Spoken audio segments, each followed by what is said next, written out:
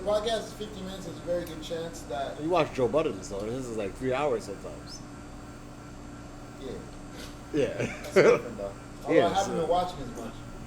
Well, you're doing a lot more now, innit? Yo, you British also? Innit?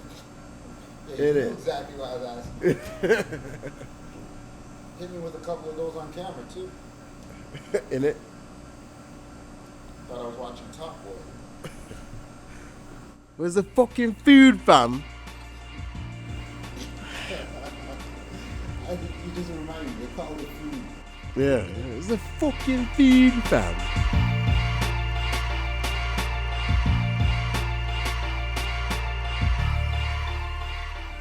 Can I Kick It Podcast, episode 9, take 1, action.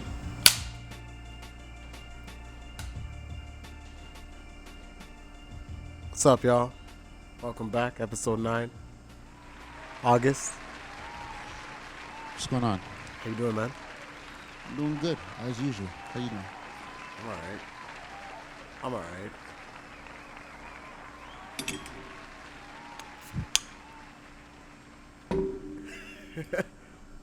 Did you hear that Paul George got a max extension? Pretty sure we agreed in pre-production that we would not be talking about Paul George today. Why? You're wondering why, go back and look at episode 8. See how I was triggered. And you were triggered too, quite frankly. Yeah. But you didn't want me to say it at all. I just want you to know that Paul George got a max. Yeah. Raptors basketball is back, man. A little game last night. Paul George didn't get a max because he earned it. Paul George got a max because LA had no choice. They couldn't give up all of that for Paul George and then suddenly be in a situation where he walks next summer. Like you're saying, Raptors basketball. The Raptors are back. They played last night. Played Charlotte. Wasn't a terrible game. It's a very Raptors performance, as we've come to know them. Down 20, 19 in the first? 19 in the first, slow start. Mm-hmm. And then they just come out on all cylinders, go on a 40-19 run and never look back. Yeah. Yeah? Yeah. I like it. I remember looking and seeing 25-6 and thinking, what the fuck is this? I was wondering if this is how the season was going to go. 2-2s, it's 47-44. Yeah. Raptors are leading on Yeah. a Pascal Siakam three-pointer. Yeah, all right. That was great. Yeah.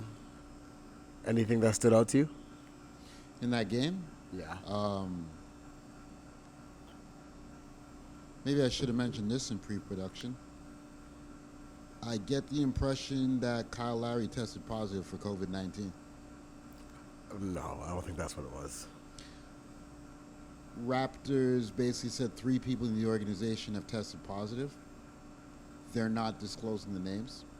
Then a day later, they came out and said, yeah, Kyle Lowry is not traveling with the team. Not that it matters. No. My other takeaway is I like Flynn. Seems like a nice piece. Yeah? What'd you like? What'd you see that you liked? The defense was stellar. And it actually matches what he was doing in college. I like the fact that he's coming out of, I think it was the Mountain West Conference, San Diego State. Same school as Kawhi. Yeah. I like the fact that he's coming out of that conference because it's not one of the Power 5. Power 5 conferences, the SEC, Big 10, Big 12. Mm-hmm. Those are where all the superstar names come out of. Yeah. So it almost feels like you could have grabbed a diamond in the rough with the 29th pick in the draft. Yeah, I mean, I will say this: he's much more polished than I think people expected. Yeah. Like he can actually shoot it. I said this earlier. I don't know if you want to share your response. He's NBA ready. And Yeah, I it seems think that that way. scares a lot of. I think that scares a lot of teams because they like. I feel like, especially with first rounders, they like draft picks That that they where they feel like their ceiling is a long way off. I actually don't know what his ceiling is, but he can shoot, he can defend. Um, we knew this before, and last night just reinforced it. Yeah, yeah. He's not very slow either, in it.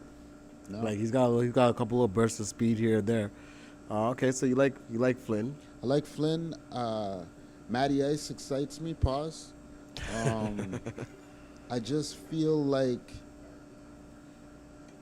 everybody is everybody is praising the Raptors' development, but not realizing that there's still more to come down the line, as in Boucher and Matty Ice. And I feel like Matty Ice has a chance to be our sixth man off the bench. Yeah, I think you bring up Boucher. I think he's gonna have a tough year. Yeah. I don't think it's gonna be an easy transition for him. One, because of his size. Two, Or lack thereof. or yeah, well, lack of his size is what I mean by that. Two, I don't know if he's gonna get an opportunity to do all the things that he's actually capable of in this Raptors system with his current position in the pecking order in terms of grabbing shots for himself and so on and so forth. I think he's really versatile. But I just don't think that there is a space for him to be putting the ball on the floor right now and creating as much as he'd like to. It's a 72 game season, so I'm not too worried about that because perfect world and all, injuries will come. Yes. Okay. He will be placed in a next man up scenario. They all went through it. Yes. Now, something you mentioned earlier before the podcast that I like because I think it applies. Matty Ice. Last night he looked good on the defensive end. He didn't look like a liability. And on the offensive end, you saw what he did. I think he shot 4 for 7. I think I should just check, but couple of step-ins too, like not just from three. Yeah. You're right. I think Matt Thomas last night was outstanding. I think we're with Chris Boucher. You know, I think that's the hardest spot in the team to fill right now. In terms of your Mark was an outstanding playmaker from that point, right? Serge, an outstanding defender, and if you look at just how the Raptors opened up with Aaron Baines yesterday, like it wasn't that Aaron Baines didn't make initial good stops; it was the second stop, like rotating to the next player or the rotation and that chemistry, and it's a spot that the Raptors' offense right now creates a lot from. yeah, but they'll figure it out. It's game 1 of the preseason. So the way I look at it, they'll figure it out. Things that impress me. Right? Look at you. Look at you. This is why you don't want to be on camera, so that you can sit there, stuff your face. Things that impress me, Retreats. you were saying. Like, anyways, Pascal's shot looks a lot better. Does. Still doesn't look the greatest, but It's much more effortless. I still for him to get to the point where I think he's at a 3-point threat, you know, at the superstar level, what you're asking him to be or hoping he'll grow into. I definitely think he's gonna have to learn to not tap his feet before he plants them and go up. He's still thinking about his motions, but the motions are much smoother right now. There's a vast improvement from last year. He's pulling up with ease. The release is a lot quicker. I thought the defense was okay last night. He looked a little sluggish coming out of the gates until he found his comfort zone. OG Anunoby I was impressed with. yeah. OG's handle looks a lot better.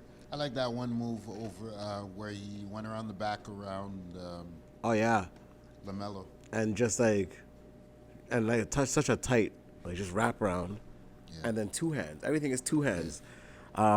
With OG, yeah. Yeah, I thought that Terrence Davis gave them a spark off the bench, right? I don't think a lot of people, if you watch the game again, there's a couple points where he comes in, he takes a deflection, or even the shots that he's taking are just aggressive, or the way he swings the ball, there's no hesitation, and I think that they needed that because they look to be a little bit lethargic and thinking their plays out. So I was happy to see that with what's going on with him and his off-court issues. He seems to be locked in here. Had a nice couple nice cuts to the basket, was aggressive on the glass. Fred stays interesting to me, and this is what impressed me about Fred the other day or last night was that Kyle Lowry, the way that he turns games around, is very much I'll grab a charge, I'll make a play. But usually when Kyle Lowry starts to get his head in the game or where he just starts to assert himself, it's usually after he takes a charge on defense, and then he kind of that's how we usually turn games around. It's a very common thing. With Fred, you saw from the very beginning his on-ball and help defense on the point of attack and just getting his hands in there, and 5 steals last night. I didn't know that. Yeah, 5 steals last night, man. He was gumming them up. Anything that they could do off a pick and roll, you know, he was there. He got his hands in the cookie jar and was grabbing the ball left, right, and center. So I definitely think that that's the kind of dynamic that we're going to see a lot more of. Is we'll see Fred's, handsy with Kyle on the help side, kind of locking down that perimeter defense, which kind of excites me. Outside of that, 5 steals. yeah, Malachi Flynn. A lot of young players wait for a guard to come up, right, and they allow him to put it on the floor. He gets his body right into a player. He doesn't allow that guard. Once that guard gives up that ball, he gets his body right into his opponent. He plays ball denial, right? He crowds your space to dribble, and seemingly he's stronger than he looks. Right? So I'm impressed by his defense, and I think the kid can shoot it. I think he can shoot it for sure. I don't know if Norman Powell is going to be here at the end of the season. You think he's going to get traded? You think his value is peaked? The Raptors are used to their guys at this point making large jumps. Right? Pascal makes large jumps. Fred has made large jumps. All your young talent has made large jumps. Norm is the one player that seems to have, at some point, was making a large jump and has just stopped and kind of peeled out. And it might be because of injury. But, I mean, I look at Norm when he first came to the league. I'm like, he was fit. Now he got some chunky arms. He ain't, It's weird. This past season, during the regular season, he looked like he was making a jump. In the bubble, there was that one game where he saved them against Boston. He always has one. Yeah. Where that felt like a step forward. But to your point, it almost gives me this feeling that he's peaking. Yeah. So why not sell high? Yeah. And so I just don't know if I see him being here later on. You know what I mean? But at the same time, maybe they know something we don't. Yeah, no, I feel you. I can hear that. Maybe. The conversation is going to always be had, and it's great for debates because they want to compare errors, they want to compare players and who they've seen. The one thing that I know for sure, that I've been a part of 2 teams that's won the 2 hardest championships in NBA league history. The 2016 Cavs coming back from 3-1 versus 73-9 team, being down 3-1 versus one of the best teams that ever been assembled. 2-time MVP. 2-time MVP. And then what we went through in the bubble. And if you were not in a bubble, you don't quite understand it. You will never, ever understand how hard it was to win that championship, to be able to motivate yourself, to be this is literally out of your whole comfort zone. No family, no friends. Family. I didn't see my family for 8.5 weeks. And then it was just my wife. I didn't see my kids until I got out of the bubble, 96 days. Everything you're accustomed to, your own bed or your chef, your sleeping pattern, you're so accustomed to, for me, I'm a routine guy. And when my routine is knocked off, it's I don't know, it's hard for me to center myself. So, Braun interview, yeah. So I'm sitting around listening. He's like, I think I won the hardest championships to win in NBA history. One being the 3-1, coming back from 3-1, which I really need to write. I need to watch that whole series. I might get League Pass just to watch that whole series. 'Cause I need to understand how it happened and how involved and how pivotal he was to that win, which I'm sure he was. I just want to understand the complete. I touched the camera and I fucked it up. Yeah, no, it's all good. I think we'll live. Sorry. We'll work it out. I haven't even seen that LeBron interview. I don't know if you want to, sir. I'm pretty sure I don't. I mean, I haven't seen it, but I could go off about this interview based on the fact that there was 2 points that came out of the interview, right? well, yeah. And why you hurt by Kyrie?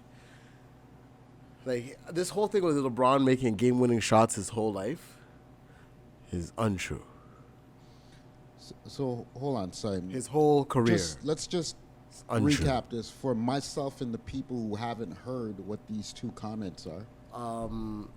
He was hurt by Kyrie saying that, he looks down the court at Kevin Durant and sees somebody for the first time in his career who can make a shot at the end of the quarter.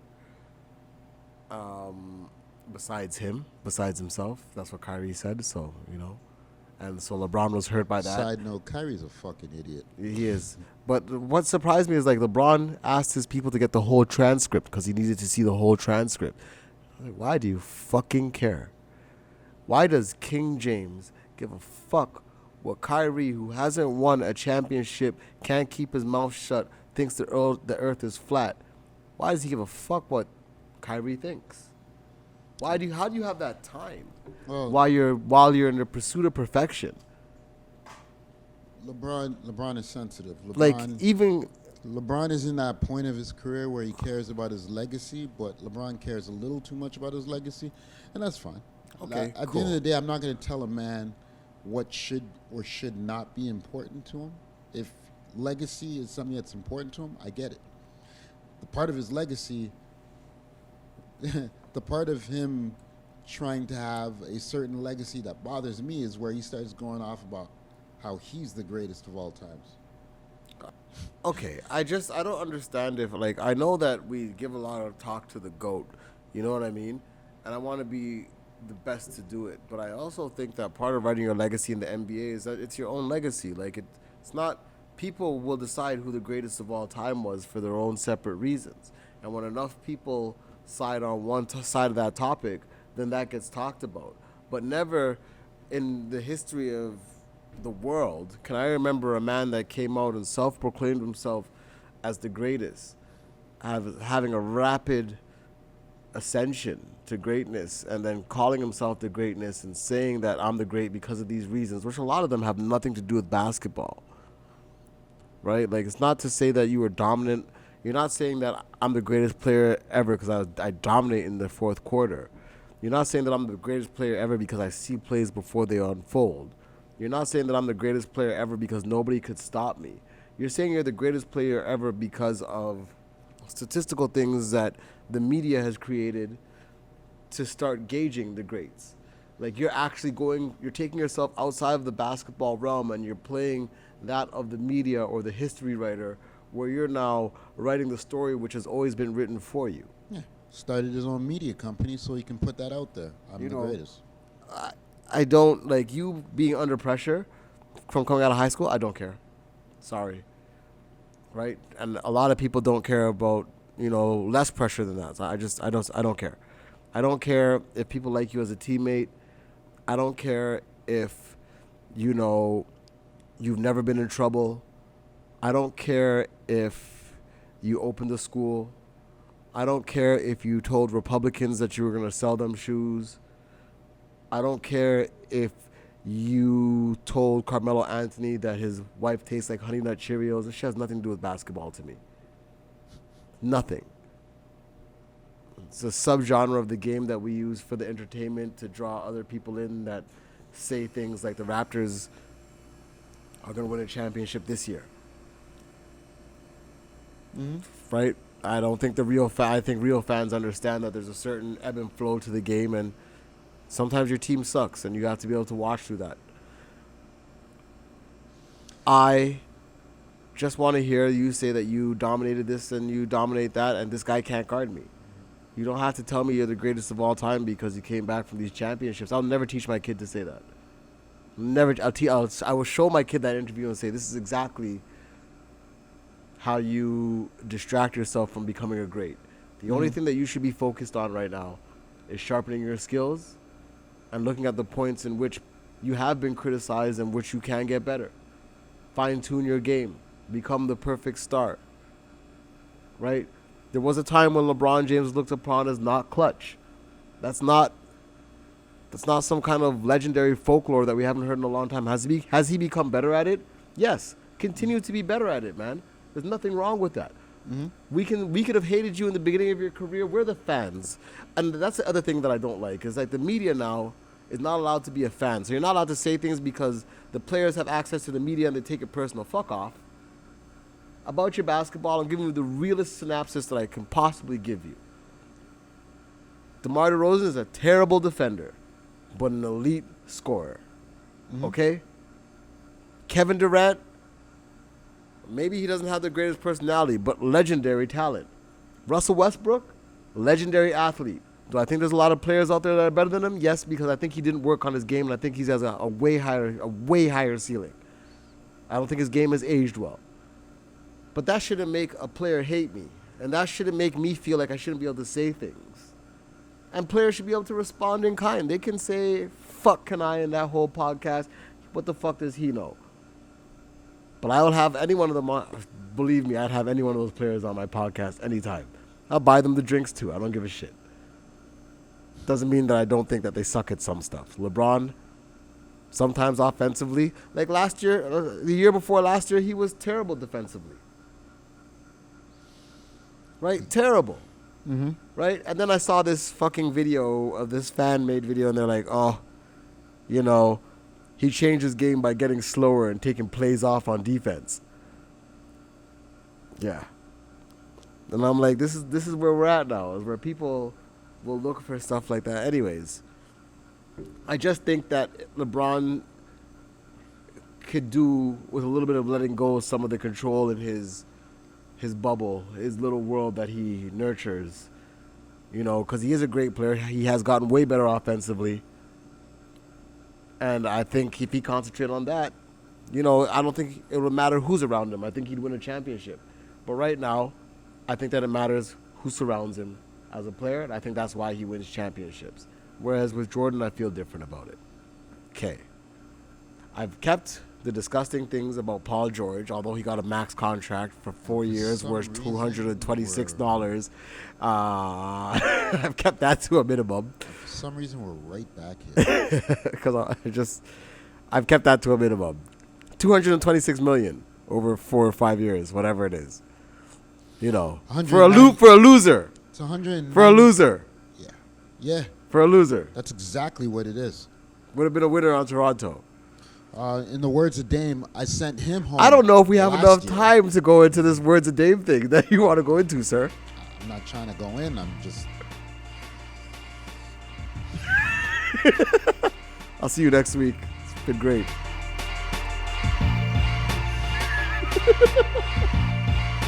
I don't know. You didn't want to talk about it. I was just stating that you didn't want to talk about it. I do not want to talk about it. Good podcast, though. Cheers to Paul George's new contract. Clippers want to throw money away? We're good. It's not. It's we're not good enough on money. Kawhi Leonard.